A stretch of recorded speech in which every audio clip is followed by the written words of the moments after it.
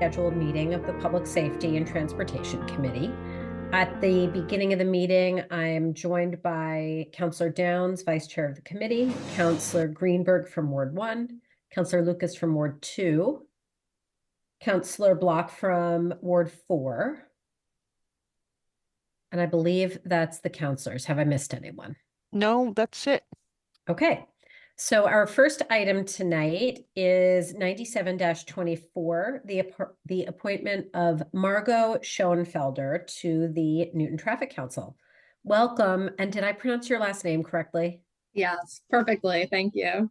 Okay, excellent. Well, thank you so much for coming. Thank you so much for your interest in serving. If you could just take a moment, introduce yourself, tell us a bit about you and your interest in serving on the Newton Traffic Council, and then counselors can have the opportunity to make comments or ask you a few questions. Yeah, absolutely. So I am by profession a transportation engineer and also have an urban planning background. I have about 15 years of experience in the consulting field. I currently work at Environmental Partners, who does, some work for Newton. I'm currently working on the Newton Highlands project, so love being involved in the city in different ways. But I've lived in Newton for about 2 years. I'm currently also on the Safe Routes to School committee. My daughter goes to Countryside. So love being engaged in the community, and this seemed like a great way to lend my expertise to help out. Well, thank you so much. We really appreciate it, and certainly your background and qualifications bring so much to the position, and we're grateful that you want to invest time in the community in this way. Let me turn it over to Councillor Downs, who serves on Traffic Council on behalf of the council in this committee. Thanks. It's a great group. I'd love to have you join us. Just had a question, and you may not be able to answer this. If you're working on the Newton Highlands project, does that in any way present a conflict of interest? Do we have any things that you might need to recuse yourself from? So I talked to Public Works about this issue. I didn't believe it would be a conflict of interest, but I would certainly recuse myself if it was deemed to be so. Good. And your thoughts on complete streets and multimodal transportation and sort of how to balance all that?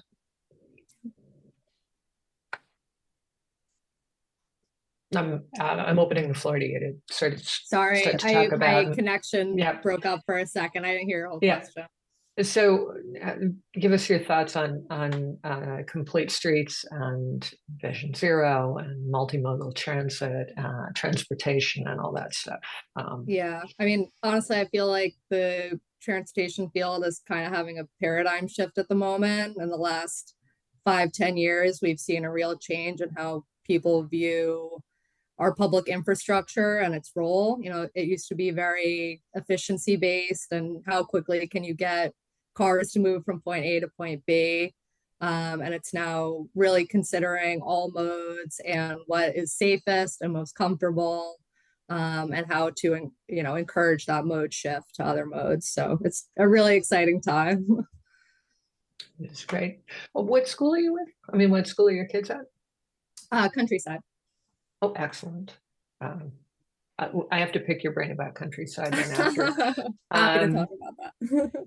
So that I am looking at who's here, and I think I'm in the closest ward, Councilor Grossman, but if any of my colleagues have questions or comments, otherwise I'm prepared to move approval. Okay, thank you very much. So we have a motion to approve by Councillor Downs. I also want to note we've been joined by Councillor Bixby, and Councillor Lucas, you're next. Thank you, Madam Chair. I think Councillor Downs stole my question. Thank you, Councillor Downs. So I was going to ask you about potentially recusing yourself on any Newton Highlands vote. But I do encourage you to reach out to the law department to find out if you do in fact need to do that. That was my only question. So I am all set with this. Thank you.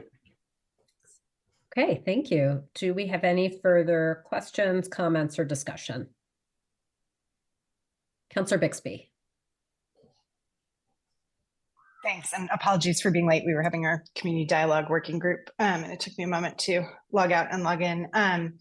I guess the question, one thing I'm seeing frequently in sort of conversations with folks is, people kind of wondering about changes in their street and how to do that. And so how would you view, traffic council in terms of interacting with residents and the public, both incoming and outgoing? Yeah. I mean, I think we should serve to kind of educate the public of the impacts of their requests, and provide an unbiased view of the impacts that any changes to traffic regulations would cause, for better or worse, and just kind of allow them to see, that full picture, and understand, if we were moving forward with it, why, but if we weren't, also, why that was the case.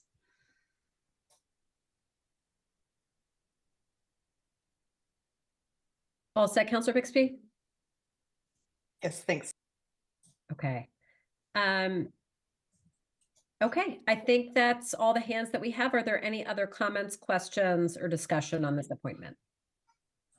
Okay, seeing none, we have a motion from Councillor Downs to approve. All those in favor, if you could unmute and say aye. Aye. Aye. Any opposed? Any abstentions? Okay, I think that's a 6-0 approval. So the next step in the process is that this item goes before the full council for a formal vote. You don't need to be present at the city council meeting where that vote occurs. And at the conclusion of that, then you'll be, actually, I don't know how the waiting period after a vote works with respect to an appointment, but for all intents and purposes, that next stage is a formality, and then you'll be in a position to begin serving after that. So thank you again very much for your interest and enthusiasm, and working forward to working with you. Great. Thank you so much for your time. We appreciate it, and do not feel the need to stick around for the rest of the meeting. You're of course welcome to, but no need. All right, great. Thanks. Have a good night. Thank you. You as well. We're going to go on to 96-24, the reappointment of Mitchell Fishman to the Newton Traffic Council. Welcome, Mr. Fishman. Thank you so much for coming in. Thank you so much for your service on Traffic Council and to the city.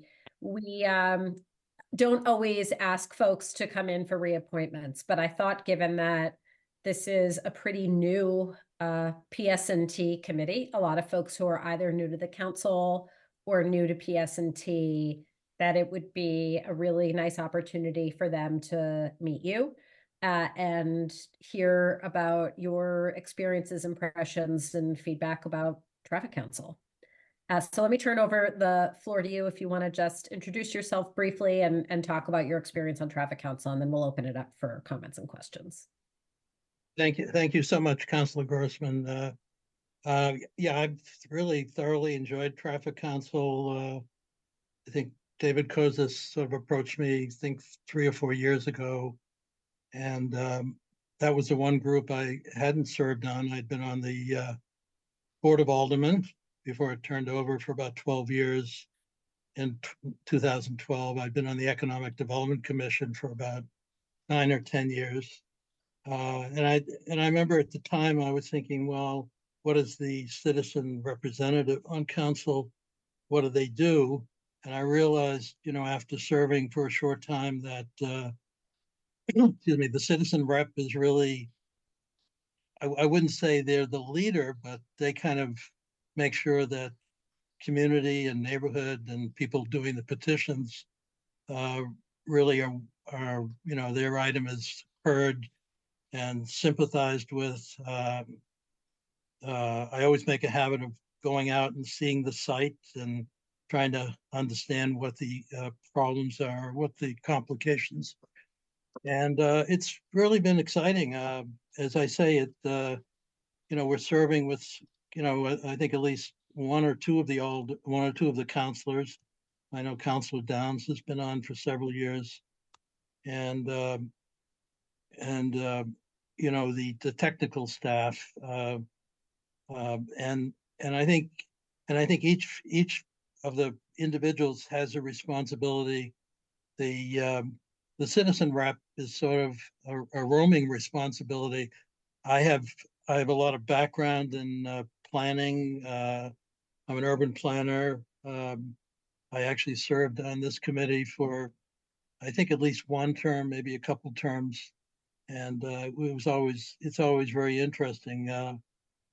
I'm very interested in, you know, street regulations. My wife thinks, you know, that's the most boring thing in the world, but when I go by the stop signs I created or the crosswalks on Parker Street, that took me a long time to get through the traffic council. I didn't have a great feeling about the traffic council at the time. They put me through the ringer, but you know, I understand now everything has to kind of be vetted and take a long time because it's going to be permanent. So anyway, that's my long story about my 3-year career on traffic council. Well, thank you so much for sharing all that. I think it's really helpful context, and of course, for your many years of service in so many different ways to the city. And while it can seem small talking about a stop sign, you know, or a crosswalk, it obviously has a really big impact on the day-to-day life of the folks who live here. So I definitely share your appreciation for those decisions and that work. Do we have any comments or questions for Mr. Fishman from the committee? Councilor Downs. I'll just second my appreciation of Mitch. He's a great colleague to work with and very thoughtful, and I'm glad he's on the traffic council. And when the time comes, I'm happy to move approval on his reappointment. Okay, Councilor Downs has moved approval. Thank you. Councilor Block. I'm curious how you would describe what the most difficult issue is that you've faced recently on the traffic council. I mean, I think, you know, the categories of you know, stop signs and no parking, or you know, changes in the parking regulations, those can be difficult. But I think the most difficult thing to me was you know, the bike access points, the changes in putting bikes in, you know, particularly in the area which I live in, and I think, you know, the new representative that you just approved lives in that same area, Parker Street, and it took me a while. I'm still not convinced that it's the right decision. It's just difficult, you know, as I see people on bicycles on Parker Street, particularly on our side of Route 9 near the high school access points. And you know, that's one of the more difficult things. I think you get it sometimes, a lot of parking changes that people want, that or roadway changes, particularly dead end streets. I think there's one, I can't remember the name of it, off of Commonwealth Avenue, where it's a wide access and all of a sudden it goes into what looks like an 8-foot wide street with a very small cul-de-sac. And you know, how to deal with that kind of configuration. It took a while, and I think actually David Koza suggested we do a trial, which I think ended up to be about 4 or 5 months, and then we you know, I think we have a vehicle on traffic council for very difficult problems by doing a trial, and that was one of them. I think the other one, which I still frankly don't like the outcome, and I'm sorry, Councilor Grossman, it's in your area, but just not convinced that the Temple Emmanuel Ward Street stuff is really the complete solution is there. And I remember, you know, parking on both sides at one point, and the fire department did a trial run, And they said, oh yeah, you can get through. Well, I mean, it looked to me about 6 inches you can get through, but I guess it convinced me it was okay because it wasn't every day and it wasn't every weekend, and it was, more during the congestion periods of holidays. So I think you kind of realize that, nothing is perfect, and, the perfect is the enemy of the good, as they say. So learning to compromise and satisfy myself that that's the right solution. It took a while to get to that point, but Councilor Block, thank you for that question. Well, I'm just curious if you could elaborate a little bit more on the bicycle Parker Street. I know Parker Street, but I don't know is there a separate bicycle lane, or what was So the? Parker Street before its reconstruction, or at least repaving, didn't have bicycle lanes identified from Dedham Street to, I believe, Newton Center, or around that area. And then as part of the master plan for bicycle lanes, there were bicycle lanes put on both sides, narrowing the roadway.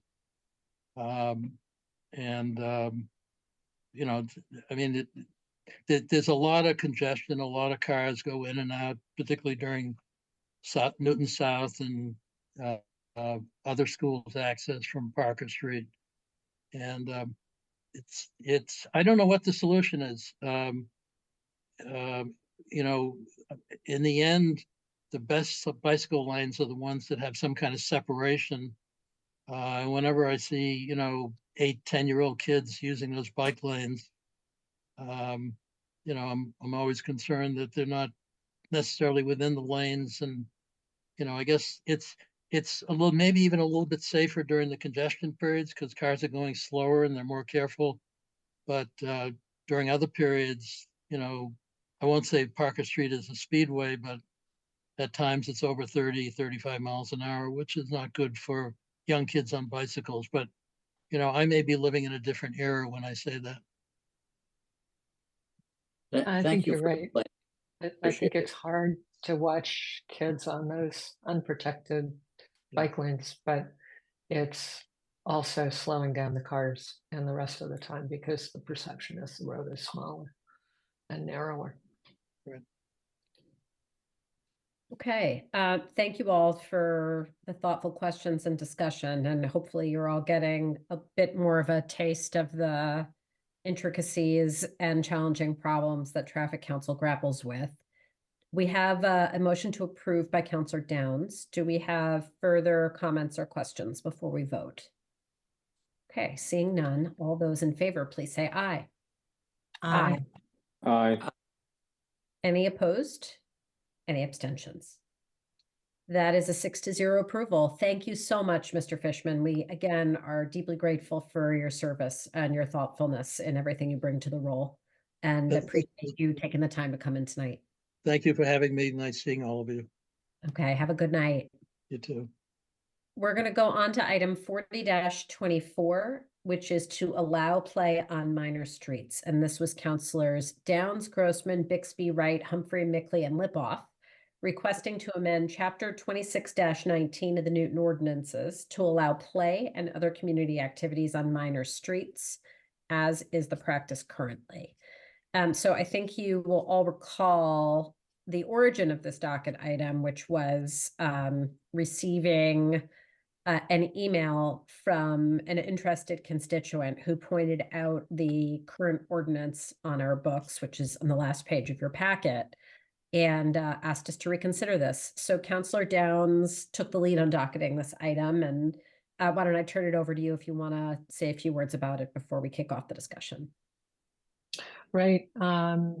We got you described very well how this came to our attention. It is common practice on our less busy streets to block them off formally or informally with cars or trash cans or other things. And especially during the pandemic, we saw all kinds of innovative uses for our streets, including street hockey.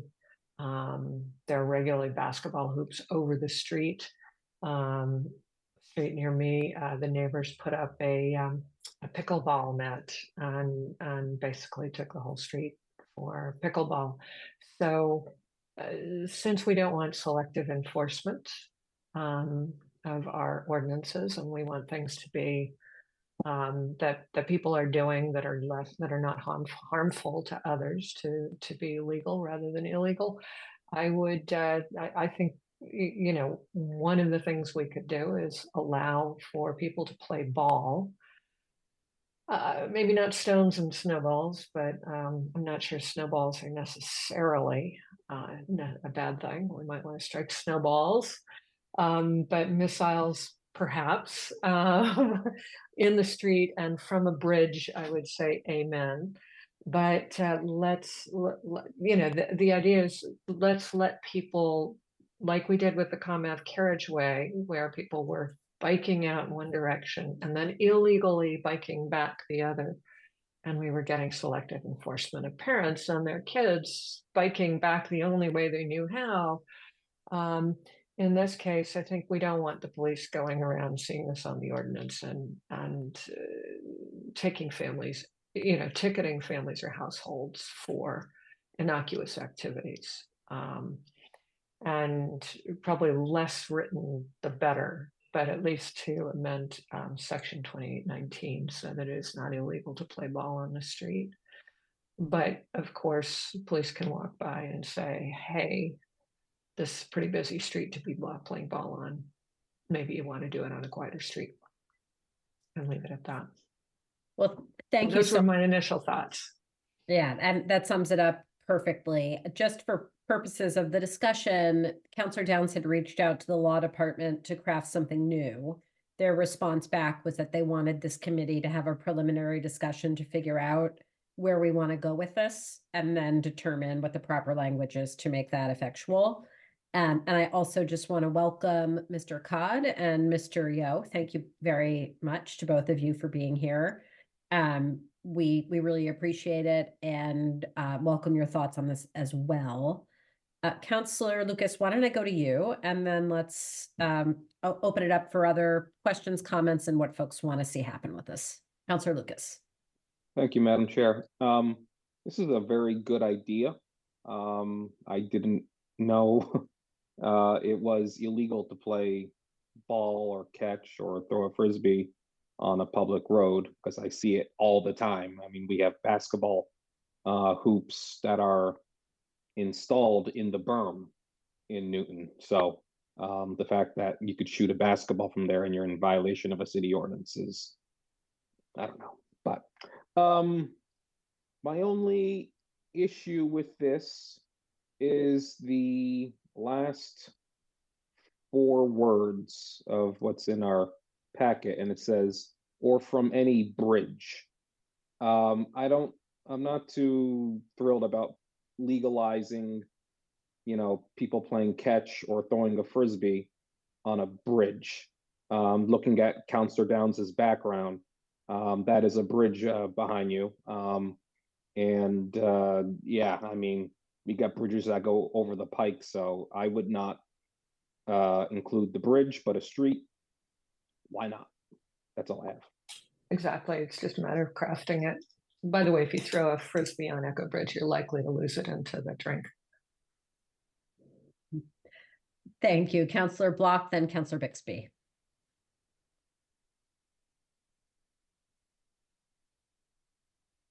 Sorry for that delay. I'm curious how we would define minor street. And do those of you who docketed this, do you imagine that we would do an inventory of all of our streets and designate all of them one way or the other? Or we wait for a resident or a group of residents on the street to kind of petition that they be so designated? How would this actually work? Madam Chair, may I answer? Yeah, sure. I have a thought on it too. Why don't you go first? We already have a road classification system that David Koza spent some time putting together in 2011. And, you know, where we have arterials, minor arterials, and collector streets, these are definitions that are on the Transportation Division website.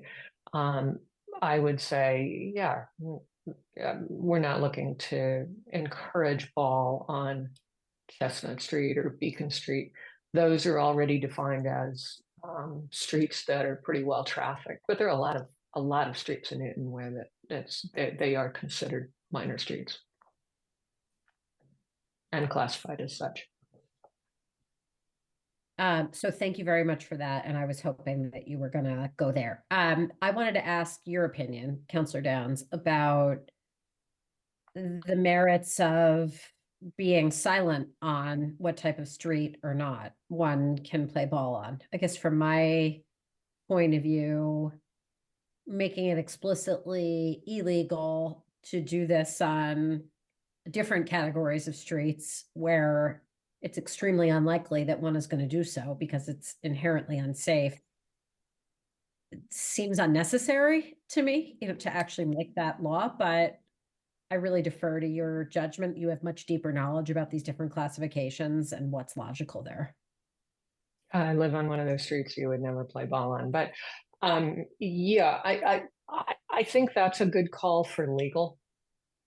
I think that's something that we can ask the lawyers about, how my conception of this is keep it really simple, and there will be some discretion involved. We actually can't remove discretion from policing. We've already been to court on that. But this way it'll at least remove the ability to arrest or ticket people for playing ball. Councillor Block, how does that square with your thinking? Well, that's a start.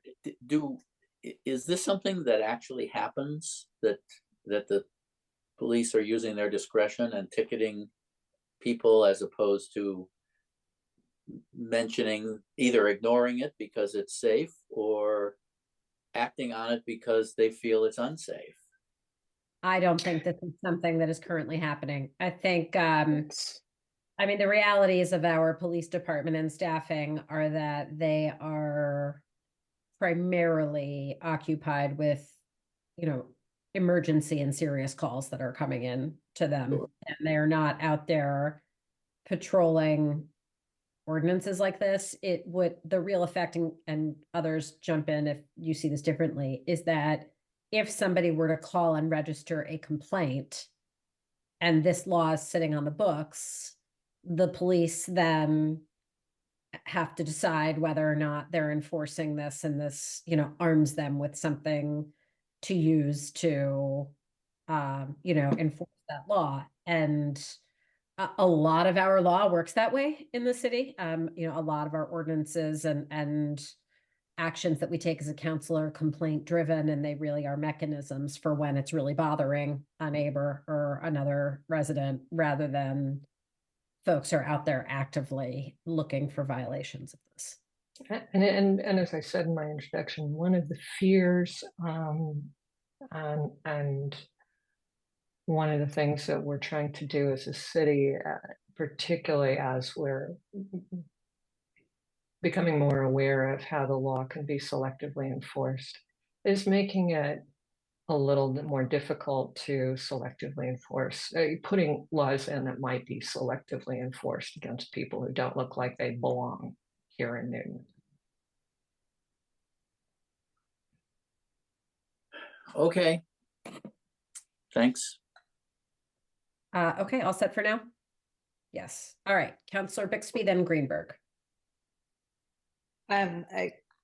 I just wanted to speak strongly in favor of these changes. I think for me, it does come down to some of these questions of how we reword, I do think that's probably the way to go is to reword this, not, strike it completely, because I do think the bridge and stone and perhaps, this general category of other missile are important pieces. I do think it could be helpful to know a little bit more about how, if there are other ways that if we don't include something about the minor roads, you know, on busier streets, if there are other ways, if it is becoming a, you know, if somebody did decide to set up a pickleball net in the middle of Walnut Street, you know, how there are presumably other ways to say that cannot happen because, you know, the city needs to get around and Walnut Street cannot be blocked with a pickleball net, but I don't know what those are.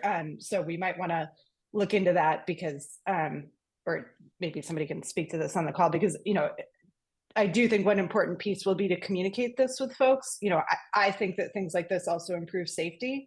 If people know that they are expected to, when going down a quieter street, there will be basketball hoops and, you know, kids might be playing, as does happen now, that knowing that this is permissible improves safety for everyone. But I think part of that will be communicating that to folks. So I don't want to then inadvertently create a situation where people feel like they can set pickleball nets up across Walnut Street. Okay, thank you. Councillor Greenberg. Thank you, Chair. I agree that this ordinance needs to be updated and changed. I'm just curious, we mentioned balls and flying a kite. Would we also include skateboarding or rollerblading or roller skating? Would we have to make a list of things that would be okay to do? So I think, again, that's a question for the law department. They wanted us to have the initial discussion, and I think that's just something to ask. But I think their preference and mine would be to just not outlaw the things that are happening now that we think are perfectly benign. Throwing stones, perhaps we leave in as something we want to prohibit. And perhaps you might allow throwing stones off of a bridge into water, but maybe not off of an overpass, which is, I think, what they probably meant. Because I cannot imagine a policeman going out and prosecuting a kid for throwing snowballs off a bridge into water, for instance. Or skipping a rock or something? Or even skipping a rock, yeah, that kind of thing. You usually don't do it off a bridge, but still, it's like there are bridges over the Charles, so there's bridges, you know, over little brooks, and we certainly don't enforce that kind of thing either. So is roller skating right now not allowed on? No, it's not prohibited to my knowledge. I think you can roll on sidewalks and on the road. And I know that there are kids who skateboard to Newton South or longboard. I'm afraid I'm not an expert in which is which, but it's a commuting method. Okay. Thank you, Chair. Okay, thank you. Mr. Codd and Mr. Yo, I just want to turn it to you for a second. Thank you for being close listeners of the conversation and ask if there's anything you wanted to add or thoughts on this. Thank you very much for inviting me, and I would it's very interesting to hear this conversation. I think it echoes a lot of the questions that we would ask, and a lot of the things we would like to learn. I think we'd be interested to see what the council and the law department would maybe propose, and would be happy to work with you to try to think through all of these issues. I think that the points about how to define it based on starting with roadway classification, but then there might be some roads that are classified as local roads that may have a level of traffic volume or speed where you really wouldn't want to do this. I think the points about selective enforcement and complaint-driven selective enforcement are really important ones to consider from an equity and public safety standpoint. I think that I would just say that we're interested to hear more and ready to work with you all and with the law department to kind of think through these issues and try to get to an outcome that preserves public safety while also serving quality of life to the optimal balance that we can achieve. Hey, thank you very much. Do we have other comments, questions, and discussion on this? Counselor Downs, do you feel like we've got our, Counselor Block, let me come to you, and then Counselor Downs, I was going to circle back to you and see if we've got enough to move forward, which I suspect we do. Counselor Block, go ahead. Well, I'm processing all of this, and I have to tell you honestly, it feels like this is a solution in search of a problem. I mean, the suggestion from the public sounds like it's I don't know if it's a one-off. I mean, do we really have a problem with safety, that kids or whomever are playing on streets that they really shouldn't, and we need to give more clarity to that? Or the reverse, we have activities on streets where there's very little traffic, but people are hesitant because they don't know if it's okay to do that, or there's some incident where some safety official intervened where parents were upset about that. I love solving problems, and if there is a problem here, I just like it clarified as much as possible. That's my main concern, and to the extent that there are safety issues in one direction or another, I very much want us to think about that and perhaps develop a change in the ordinance. I haven't really heard that. I haven't heard the examples or the numbers that make me feel like, okay, we really need to dig in on this and come up with the right wording, as opposed to we have one comment from the public and we're trying to meet that. So that's just my reaction at the moment. Totally fair. And I think we'll come up with something to put back before you and everyone else.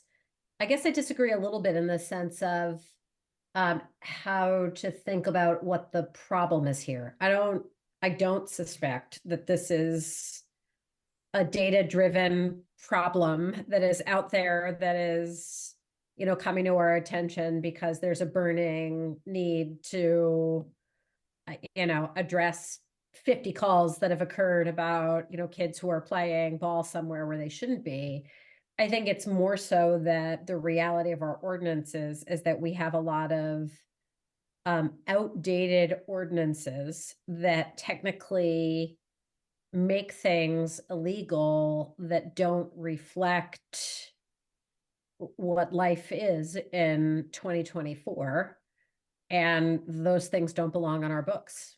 And we shouldn't be essentially creating or enabling mechanisms for future problems, or perpetuating what we know are currently existing problems, and selective enforcement of different laws just dovetails very directly in what we have been struggling with over the last 4 or so years with respect to our police reform task force and 21st century policing, and making sure that we're setting up our laws and our system and policing to eliminate those very real biases and history of selective enforcement and all kinds of influence of, as Councillor Downs was alluding to before, inherent racism and problems that we have not been immune to in Newton. So that's why I looked at the email from the constituent and thought, oh my goodness, I didn't realize this was here. This just isn't logical and it doesn't belong in our books. So that to me is the problem, is that when we come across these things, I think we should deal with them. Well, let's just include as a possibility that we would simply repeal this ordinance. Yeah. So instead of trying to craft something that excludes bridges and, tries to, get specific about this, which we're probably going to miss something. Let's let legal and everybody think about, do we need this ordinance or not? Because if a safety hazard is being created in the middle of Walnut Street, I'm sure there'll be an action that the police can take given their current authority. So that's just a suggestion. Just to be really clear about what we're doing here, this is a discussion item. The next motion I would make is to NAM this, because we've had the discussion. And then we would go and redocket. We would go back to law and say, how do we move this for NAN or hold? And we would move this back to law and say, give us some language that is within the parameters what we talked about. Let's not have people throwing things off of overpasses onto cars. That should be illegal, but perhaps we can let them play ball and drop snowballs off of Echo Bridge, have them come up with the language, and then we would debate the details of that language before passing it and the implications. And just as a point of information, we regularly go through and look at our traffic and parking control regulations and update them to reflect the reality on the street or the practice. Go ahead. Councilor Dunn, so while I totally agree with you, the only thing I would say is I don't see this as a discussion item. The title of it is Allow Play on Minor Streets, and it's requesting an amendment of the chapter. Yeah. So I actually would recommend, if you're okay with it, you of course can make any motion you want, but I'd actually recommend holding it. And I think we would keep this. My concern being that if we docket a new item, I don't want it to be unable to be docketed because it's too similar to what's already here. You're right. You're right. I wasn't looking at looking at that screen, at the actual language, and you're right. That's what we should do. So I will move hold. Okay, excellent. Thank you. Do we have other comments, questions, or discussion? Okay, we have a motion to hold this item. All those in favor, please say aye. Aye. Aye. Any opposed? Any abstentions? Okay, the item's held, and we will be back to you with the next round of suggestions after we've had a chance to confer with the law department. Thank you all very much. We're going to move on to our last item of the evening, 124-24, requesting a discussion with the fire department. And I docketed this, requesting a discussion with the Newton Fire Department on year-over-year data, which may include fires, injuries, inspections, hiring, and overtime. This is an item that the committee has had before it, and that Councillor Downs filed in past terms in her capacity as chair, and that I thought was important to keep, to make sure that we're having regular discussions and check-ins with our chief and assistant chief. So thank you, Chief Gentile. Thank you, Assistant Chief Bianchi, for being here.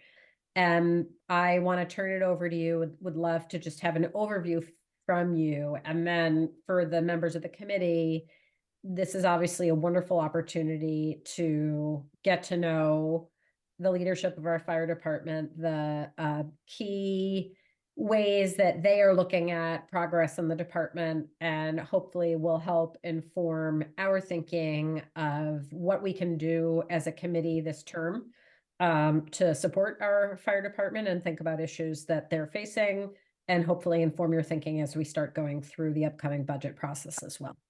So Chief, let me turn it over to you. Thank you again. Thank you, Counselor, and thank you for having us. I'll start off just kind of a brief overview, and then some stats from the last year, and kind of up to date, and then answer any questions that everybody might have. So we, as a fire department, we have 6 stations strategically located throughout the city. We run 6 engine companies, 3 ladder companies, and 1 rescue company. Last year, and that's calendar year, we did 10,950 calls, just short of 11,000 calls. That is the highest number of calls that the Newton Fire Department has ever done. That's up actually about 500 calls from the previous calendar year. No specific type of calls went up. Something that we definitely looked at. We do about half our calls are emergency medical service, EMS, in nature, and those calls certainly went up, but so did our responses to fire alarms, our responses to car accidents, to hazardous condition calls, to service calls. They all seem to kind of go up uniformly. That's as the city gets busier, we certainly get busier as well.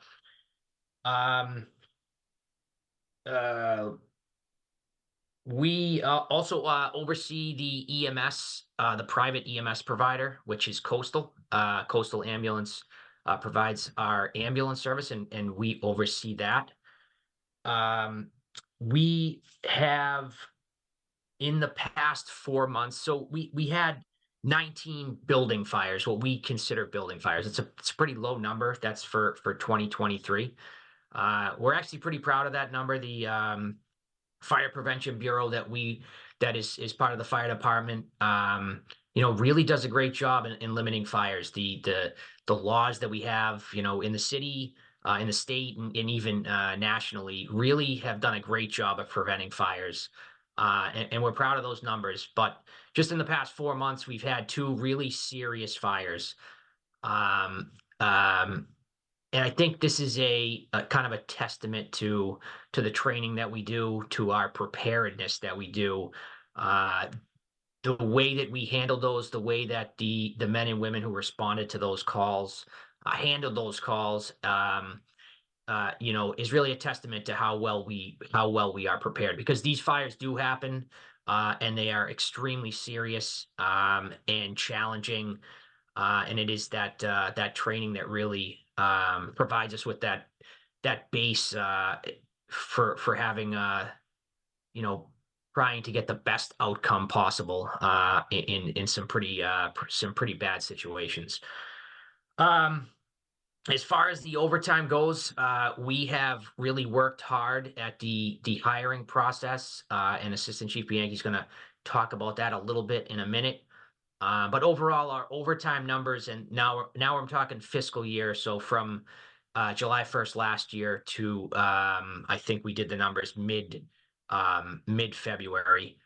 We're down about 15% in overtime, and that's for a couple reasons. We're working to streamline our hiring process. We are working to get people back to work that are out. These are all things that contribute to our overtime. We have a minimum staffing requirement for those that don't know. So we have to, by contract, we have a minimum of 3 personnel on an engine company, 4 on a ladder company, and 4 for the heavy rescue. So we have to staff those. If we have an absence on one of those companies, we staff it with an overtime. We hire an overtime to fill that spot. So it's really important that we have a full complement of personnel available, so that it can keep that overtime at a reasonable place. We're not trying to eliminate overtime altogether, but it's something that we try to keep an eye on. So I'll let the assistant chief talk about the hiring process and a couple other things that we have going on. Thank you so much. Thanks, Chief. Hi, everybody. Hello. The chief did a great job. I think he took all my information, but I'll do the best I can to get through. Well, first, I'd like to start with just updating you on some equipment and apparatus that we will be getting delivered to us in the summer. We have a new Engine 7 that will be delivered sometime in the summer. This is going to replace our current Engine 7, which is around 16 years old right now. That will then go to our spare apparatus, which will replace a 1999 engine. So the old Engine 7 will end up being a spare. We'll use it if we have one of our frontline apparatus need to be fixed. We will switch over to a spare piece of apparatus.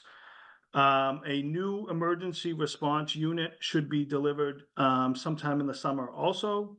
That brings extra equipment and stuff like that, just to the emergency scenes. It has extra equipment for us on emergency scenes. That is actually replacing a 1989 truck that we'll be replacing. In the capital improvement plan, we have a new ladder 3.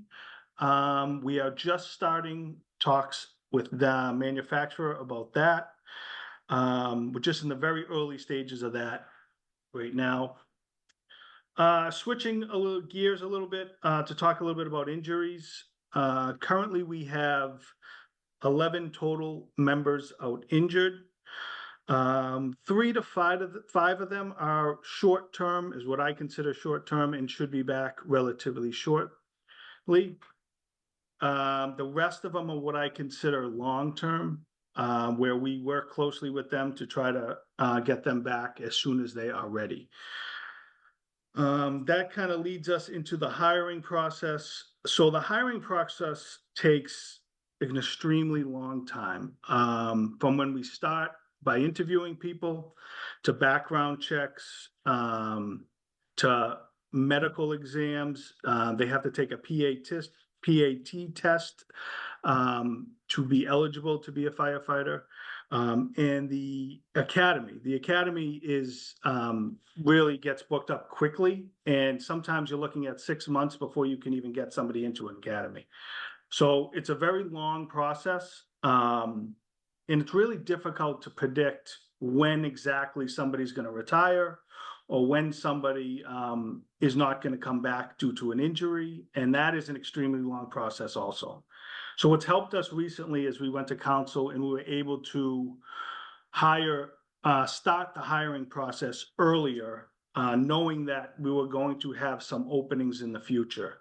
So that shortened our window to be able to have these new firefighters on the trucks pretty quickly. We actually timed it pretty well, where people retired and then the new firefighters came on the truck.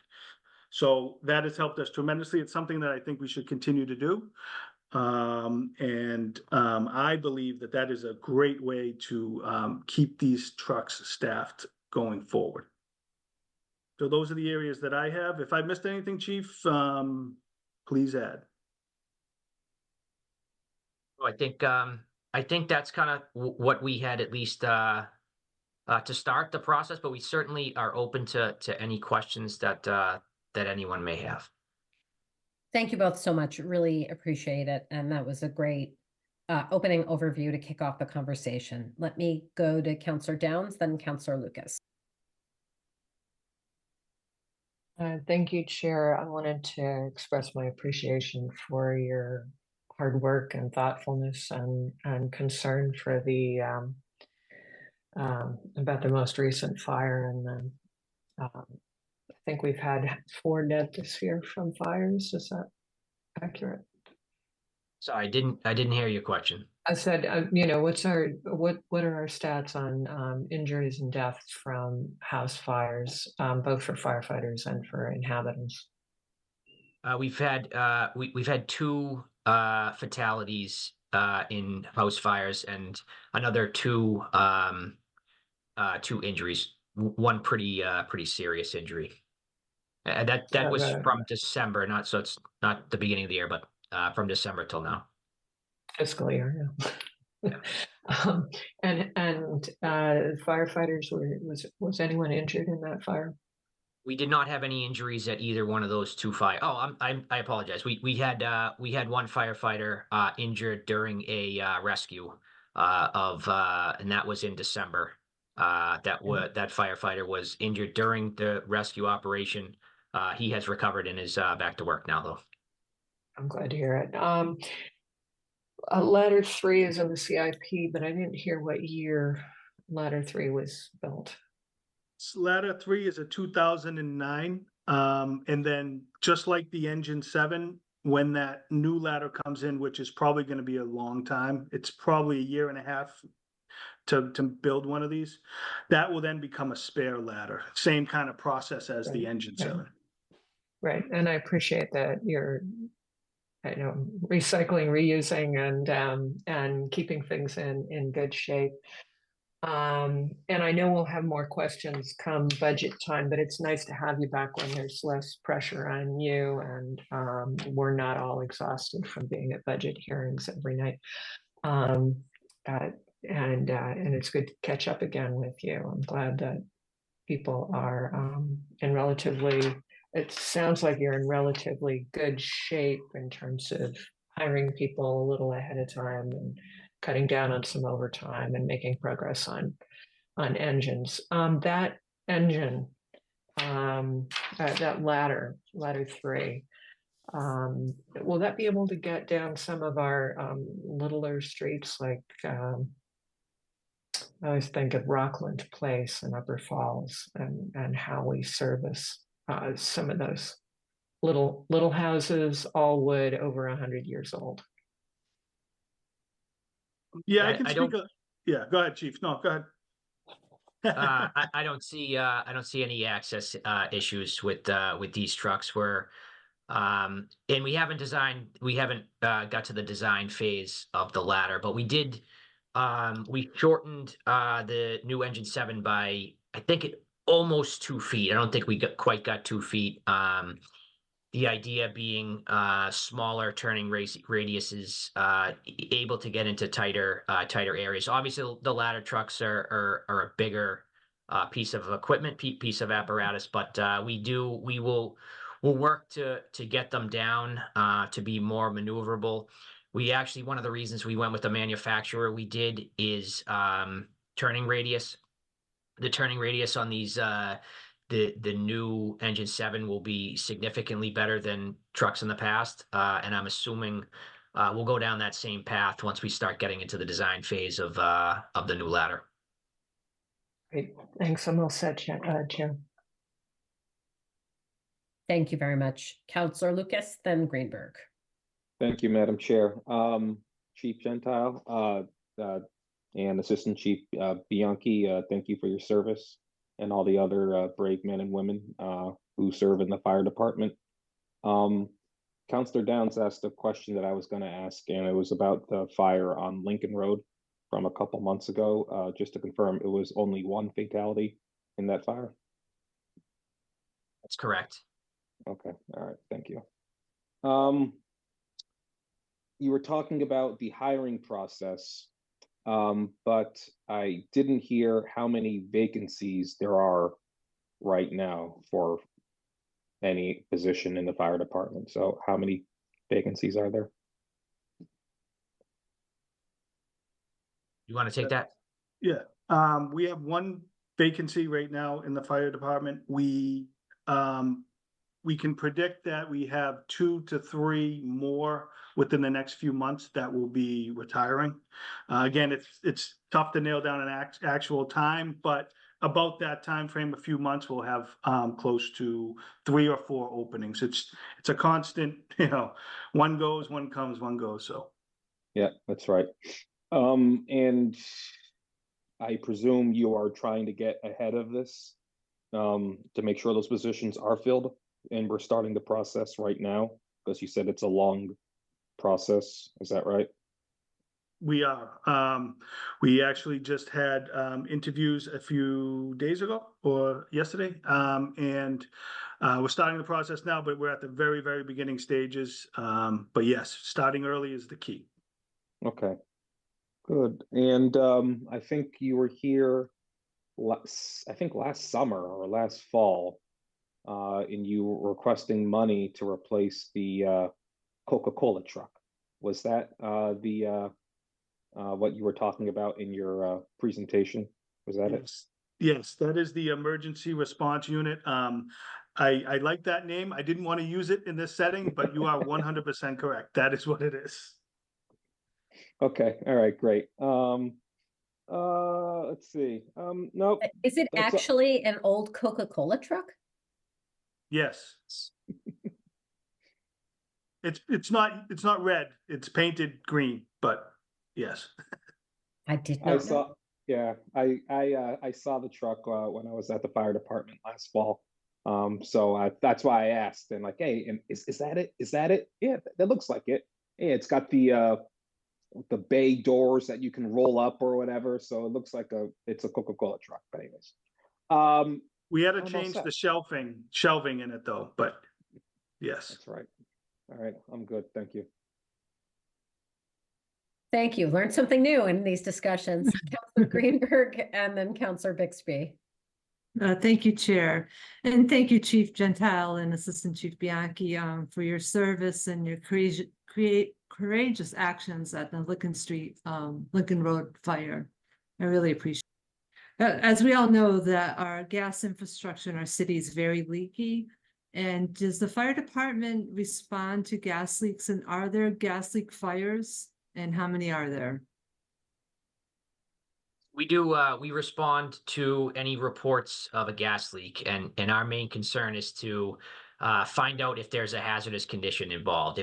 So we meter in and around buildings to make sure that the gas isn't being collected and then creating a hazardous environment. Anytime we even have a report that there's a gas leak, we immediately call National Grid out to do their own audit of what that leak is, how they grade the leaks, and make sure that they're aware of the issue. And then they use their grading system to determine how that leak gets handled. But our main role there is to make sure that there's not an immediate hazardous condition being created by the gas leak. We do not have any gas explosions or fires have occurred. There are occasions where we do find a hazardous condition where we will mitigate that and get National Grid rolling right away. And those do happen. They're not commonplace. Most of the times we go out is we don't even get any readings on our meters. But we do always call National Grid, make sure they come out and confirm what we're seeing and deal with the leaks appropriately. Okay, I appreciate that. Thank you. And then my other question was, I understand that Public Works is in charge of maintaining the fire hydrants. What is the role of the fire department to make sure that when you do arrive at a fire, you need to hook up to the hydrant, that it will be working? So we test all the hydrants once a year, and we flow water through them. In recent years, we have really started working a little more closely with the DPW to make sure that we're on the same page. So they do their own testing and servicing of those hydrants, and we do them at separate times of the year. We've always kind of traditionally done that. The communication has really gotten a lot stronger, I would say, over the past maybe 3 or 4 years. With us in the DPW, using some technology, using some mapping, some GIS tools that we can now use to make sure that what we're seeing is exactly what they're seeing. And it's not hydrants. Fire hydrants are a tricky thing. They're never going to be 100% all in service at the same time. Even something where you test a hydrant, it may. For whatever reason, the next time you open that valve, it may malfunction. We take that into consideration every time we go to a reported fire. We actually send a third engine company Well, it's actually it's a second engine company to take a second fire hydrant, and that is simply in case the first fire hydrant malfunctions. So we take that into consideration at every fire, because time is obviously of the essence if you need that fire hydrant. So we want to make sure that we get one at least that's operating, and we do, obviously we're hoping that that first one works, but if it doesn't work, and it does happen, we have plans in place to make up for that. Okay, thank you, Chief. Thank you, Chair. Thank you, Counselor Bixby. Thank you, Chair. And apologies if there's some background noise here, but thank you, Chief and Assistant Chief, and I just echo my colleagues' gratitude to you and the entire fire department. I have two questions. The first one was just Assistant Chief Young, I think you were talking about the role of the council in the kind of hiring process, that you came to the council to do some hiring earlier, and I was just wondering if you could explain that a little more in case it sounds like it could come back to us again. Yes, we had asked to hire at the time 4 positions that were not open yet. So we can't really hire until we have a vacancy, but because it takes so long, the vacancy could be 6 months, 8 months. So we went and asked if we could start the hiring process a little bit earlier, even though those vacancies weren't actually there, but we did know that they were going to be there in the future. Got it. That makes sense. So if something like that comes to us again, it's because these vacancies will be coming, and that way you can prepare. Thanks. And the second question was if you could talk a little bit about the communications division of your work. We see trucks around a lot, and I know there's wire systems and everything, and just how that's maintained and what sort of percentage of the work you think goes into that. So our wires division is in charge of our what we call fire alarm circuits. So we have fire alarm circuits throughout the city that attach to the red fire boxes that you'll see on many buildings, and on some roadways on the sidewalk, not attached to buildings. That is one of the most, it's actually an extremely old technology and an extremely reliable, actually one of the most reliable ways that we can get information from one place to the next. I don't know if anybody saw this actually when, I believe it was AT&T, but there was cell phone problems just a couple weeks ago, and Boston Fire put out a tweet or a Instagram post that if you ever get stuck and pull one of those boxes, they very rarely malfunction, and they're very reliable, and you will get some type of response, whether it's fire, police, EMS. So if you have any kind of problems, pull one of those boxes and someone's coming. We maintain all those circuits. We have been replacing a few of those circuits every year. Our wire division does a great job to maintain those.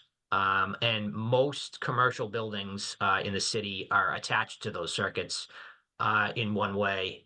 And that's how we get most of our fire alarms in those commercial buildings. So if the fire alarm goes off in those buildings, they use that technology in the circuits to notify our dispatch center, which in turn dispatches the appropriate response to that building. Chief, too, I do want to just add to that a little bit. Our system is very, very similar to Boston's. The importance of those boxes, if in an emergency, even when your cell phone wasn't working, or if you have no way to communicate, you pull one of those boxes and help will be there immediately. So it's very, very important that people know that. And that's why we try really hard to keep those circuits, and our wire division does a great job to keep those circuits up. That's great. Thank you. Do you know how many calls you get from people pulling them, not just the commercial? From pulled alarms, I don't have that data. It's actually not it's not very it's not going to be a big number because most people do have the cell phones. But you know, we do know it's happened recently, and actually Newton Center's Verizon cell tower was down as well, just a week later. So I mean, it does happen, and you know, just having that as an option, I think is should be reassuring. And the assistant chief's right. We want to get that information out. We want people to know that those are still there and they will still work, even with no power and even with no cell service. That's great. Thank you. Thanks for answering those questions. Thank you. Just so I understand, we're talking about the red things you pull inside of a building in case of in case of an emergency, right? So those are probably tied. I don't know if you're talking about the small one, you know, that are inside the buildings. Those are just pull stations that trip the general alarm in that building. But outside a lot of commercial buildings is a firebox, probably 1 foot by 1 foot, say, maybe 6 or 9 inches deep. And those fireboxes are tied directly to dispatch. They do not need power. They do not rely on any type of cell service or anything like that. Those are tied directly to our dispatch center. And you know, extremely reliable, old but extremely reliable technology. Is it like you pick up a receiver and you speak to somebody, or there's something you pull in there? It's just it's got a pull down latch, and then so it's like a very similar to a pull station, where you'll pull the first panel down, and then there's a switch that a hook that you pull down.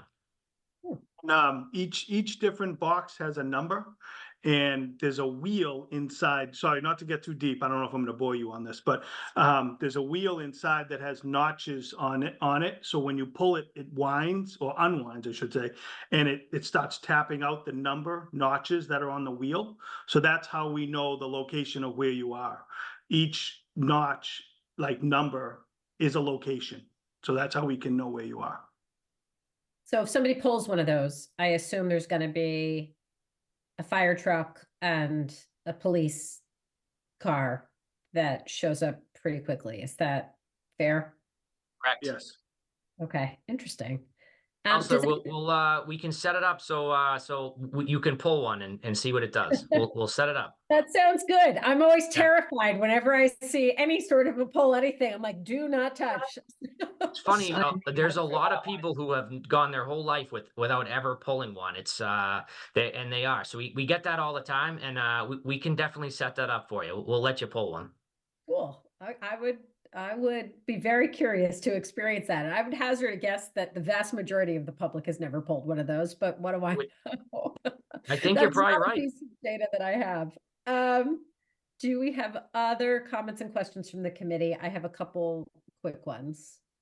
Okay, so my first one was, it was interesting to me hearing you note that 50% of the calls you get are emergency medical rescue in nature. And I was wondering, with the setup, as you described it, of the 6 engine companies, 3 ladder, 1 heavy rescue, and then of course overseeing the private EMS, do you feel like you have the right set of infrastructure and setup for that volume and that particular need? I still do. I do. It is something that we are now starting to look at. I mean, we were under 10,000 calls in 2021. We went over, I'm sorry, 2022. So we were over, no, that's right, 2021. 2022, we went over 10,000 calls for the first time. It's kind of a milestone. And we're at 11,000 calls now. So it is something, as we see, and we're not seeing it in one area. It's not just EMS. It's not just fire alarm calls. It seems to be growing on all the categories of calls we go on. So it's something that we're now starting to look at and say, well, how many pieces of apparatus do we have, and what's an appropriate number? If it was to continue to grow at the pace that we're growing at now, I'm going to give you a different answer in a year or two. But right now, I think we feel comfortable with what we're doing. We still are able to have, backup plans. If one company's out, the next company can still get there in a short amount of time. That's kind of the world we live in, where the first solution, the first choice isn't always the one that you get. You got to have backup plans and then backup plans to that. So we still feel we're in pretty good shape, but it is something now that we're starting to look at. Okay, I appreciate that. It'll be interesting to just, keep thinking about that as time goes on. The next question I had was the size of the department overall versus having 11 members out injured. Is that an unusually high number? And if you could comment, and obviously nothing that crosses, boundaries of anything interpersonal or private, but are those all injured on the job type injuries? I'm just wondering if there's anything that we can be doing to support minimizing that experience of Yes. your colleagues being injured. Yeah, so it's on pace, if not a little bit lower than the other communities so we're part of Metro Fire, which is a group of communities all in this area. We share some resources. We do mutual aid together. And one of the best parts for me since becoming chief is kind of being able to get data from other communities and see if our data matches up with theirs. And that's something we certainly have done with injuries. And we're probably a little bit lower. We have about 200 members-ish. That's not 11 members right now is probably on par, if not a little bit lower. Now, to clarify, those are injured on duty. Those are our personnel that are injured on duty. We do have a few. I don't know if you know the number off the top of your head, Mike, but we have a few that are maybe injured or sick that are non-work related, which they use their accrued special leave or sick time. That's kind of a different category, and that we actually might only have one or two of them. But these 11 that we're talking about are actually injured on duty that fall under a Mass statute of 111F, which is the injured on duty statute. So we have worked really hard. I think we're on our third health and wellness company that we're trying to bring in, all through the AFG grant, Assistance to Firefighter grant. I think you'll be getting that one coming to council at some point soon. But we have had a company that we brought in to do a move type to help with the different ways you move and how your body moves and how you can improve that. We do see a lot of shoulders, knees, those types of injuries. I mean, we have a very physical job, so I think it can be expected. But we have been trying to, and with that program, we were attempting to try to help some of those or try to reduce some of those injuries. We also partnered with Newton Wellesley just a year ago, and part of their program that they brought to us, they had a lot of different areas that they hit: mental health, heart and lung health, nutrition health, and one of theirs was also these movement patterns. It's tough to even put a metric on whether or not these are working. But it's something that we feel strongly about, that we can continue to push, and we're gonna try to bring in another company just to get another view on things, and because that is the ultimate goal. We want our members healthy for a number of reasons, not just to staff the trucks, but just overall health of our own personnel is always great. Of course. No, we really appreciate that. I mean, you do have such a physical job. And when I think about, my own self getting older and feeling twinges in knees and shoulders, just, carrying 25 pounds of a toddler, I can imagine, that these sorts of things must happen pretty frequently. So I can definitely appreciate that. Because I was wondering if there are any kind of standout types of injuries. And, it sounds like what you mentioned, that you're talking about like joint stuff that tends to be the most common. Any other type of injury that is particularly common or has bubbled to the surface as a concern? No, so over the past 5 years, we've had a few heart-related issues, and these are they're probably smaller in number, but you know, you can imagine this is this could be a longer lasting injury, a longer time before you can recover enough to come back to work. It's one of the reasons why when we started talking to Newton Wellesley, we actually, you know, we worked with their cardiac rehab unit, and they brought them in to try to teach us kind of the opposite of what they normally do, which is after you have a heart issue, try to teach us the best way to keep your heart healthy. Just it's another way of trying to stay ahead and try to prevent some of these injuries. But I think that, you know, it's mostly joints, Chief. It's joints and then heart. You thinking any other? I was saying joints, heart, and then we do have some cancer also that pop up. But other than that, those are most of them. Yeah, we do, and we do have, I think you've heard us talk, or Maureen talk about, we have a cancer presumption law that's been passed in the state. So most cancers are covered under that. So any type of cancer you get is covered under injury and that 111F statute. Well, thank you so much. And certainly, you know, wish our best to those who have been injured, and, you know, certainly appreciate that you and your colleagues are exposed to all kinds of dangers and certainly carcinogens. And, you know, if there's ever ongoing support that we as a council can, you know, offer as you're thinking about these issues, I think we're always interested in being as helpful as we can. Is there Appreciate any that. other, yeah, thank you. Is there any other discussion or comments or questions for our chief or assistant chief tonight? Okay, we are going to have our budget discussion coming up in May. So we'll have another opportunity for, you know, a pretty general discussion.